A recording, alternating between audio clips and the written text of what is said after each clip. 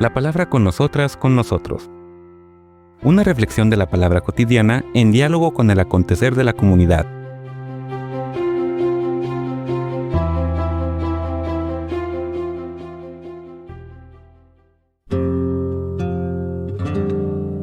Hola, buenos días.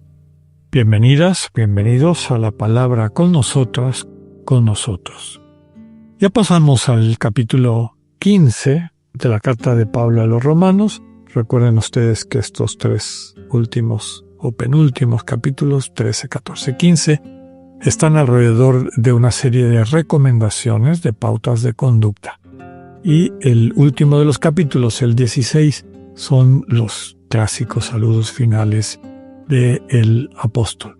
El capítulo 15 nos termina en los primeros versículos un poco la idea que empezó en el 14, de que por el amor moderamos nuestra conducta, sobre todo quienes viven desde esta libertad de no sentirse restringidos u obligados por algunas de estas prácticas rituales o culturales, y que esa conducta se modera desde el amor, del no querer herir al hermano que a lo mejor será escandalizado por nuestras acciones o por nuestras palabras. Sugiere, y ya lo comentábamos anteriormente, que quienes son más libres son más fuertes, es decir, tienen más recursos para posicionarse correctamente en la vida y en el proyecto de Dios. Pero como máxima de solidaridad humana y valor importante de compasión, misericordia, como características del amor, siempre tenemos que tener en primer lugar a la gente frágil y débil. Y los fuertes son responsables de los débiles. Y eso es lo que describe o lo que aborda Pablo en los primeros 6 versículos de este capítulo 15. Vamos a leerlos.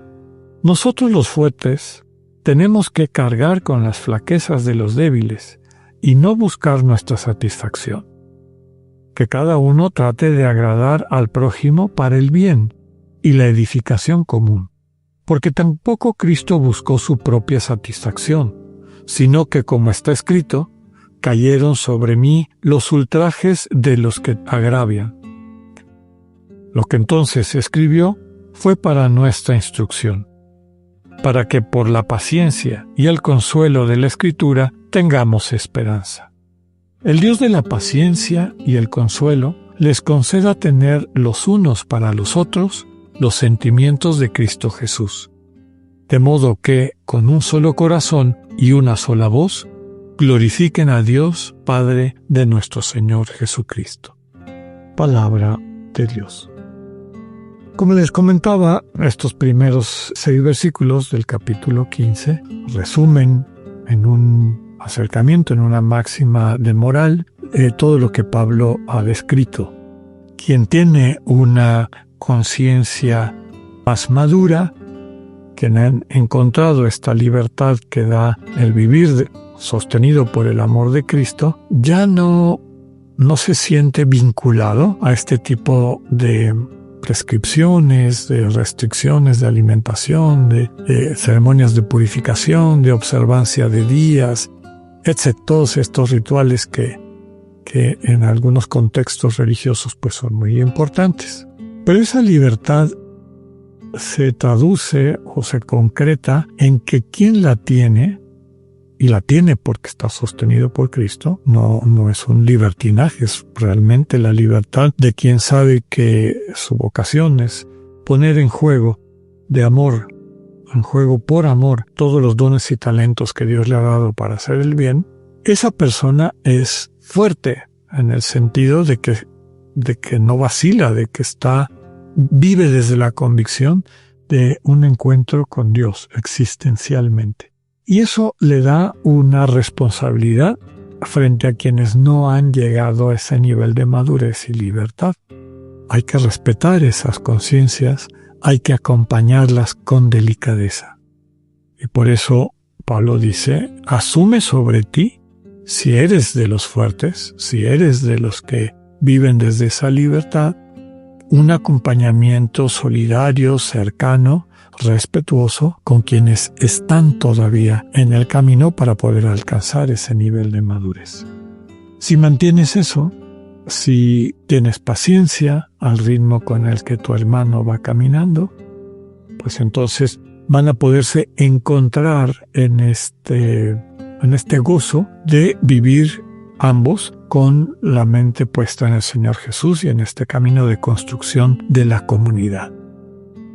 Ya había puesto como la advertencia de que si no respetas eso, si pisoteas la conciencia de tu hermano, si no tienes esa sensibilidad para saber si lo estás ofendiendo con tus acciones, pues en el fondo no estás amando.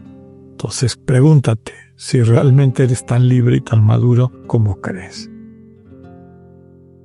Cuando alcanzamos eso y cuando los que están más fuertes ayudan a los que necesitan ese sostén para seguir caminando, la comunidad se mantiene unida y va creciendo en conjunto. El siguiente segmento de este capítulo 15, los siguientes segmentos, es toda una explicitación de cómo se ve Pablo frente a la misión que ha recibido de Cristo. Y esto desde luego hay que verlo como una especie de sincerarse ante esta comunidad a la que le está escribiendo. Ya sabemos que la comunidad cristiana de Roma no fue fundada por Pablo. Ya sabemos que había el acuerdo, tácito, entre los evangelizadores, los apóstoles de la época, de no invadir el territorio de otros apóstoles. Entonces Pablo está explicando por qué está escribiéndoles, está explicando por qué quiere ir a Roma, y todo esto tomando en cuenta, podríamos decir, la etiqueta propia de los equipos apostólicos de la época.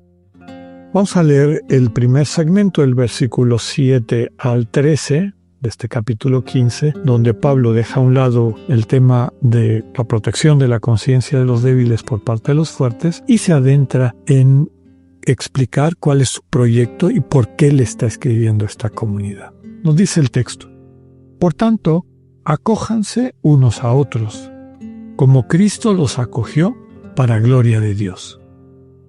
Quiero decir que Cristo se hizo servidor de los circuncisos para confirmar la fidelidad de Dios, cumpliendo las promesas de los patriarcas, mientras que los paganos glorifican a Dios por su misericordia, como está escrito: te confesaré ante los paganos y cantaré en tu honor. Y en otro lugar: pueblos extranjeros, alégrense junto con su pueblo. Y de nuevo: alaben al Señor todas las gentes, que todos los pueblos te glorifiquen. Isaías, por su parte, dice: aparecerá el brote de Jesé, se levantará a gobernar las naciones, y todos los pueblos pondrán en él su esperanza. El Dios de la paz los llene de gozo y paz en la fe, para que por la fuerza del Espíritu Santo desborden de esperanza. Palabra de Dios. Pues vemos cómo vuelve Pablo, como fue en la sección doctrinal que vimos en los capítulos previos a estos, a una cita sistemática de textos. Luego textos del Tanaj, de la Biblia judía, que era la única palabra de Dios que conocían estas comunidades. Salmos, Deuteronomio y el propio profeta Isaías, donde apunta que el proyecto de Dios es una comunidad universal, donde judíos y paganos forman un solo pueblo, donde va a haber una nueva realidad, una nueva identidad que trasciende las divisiones previas para sentirse, para crecer como un nuevo pueblo, un solo pueblo. Y desde luego que muchos de estos referentes a la Sagrada Escritura pues también subrayan que el proyecto de Dios al crear a toda la humanidad era eventualmente unificar en un camino de salvación y vida plena a toda la humanidad. Mañana seguimos para concluir con este capítulo 15. Que tengan un buen día, Dios con ustedes.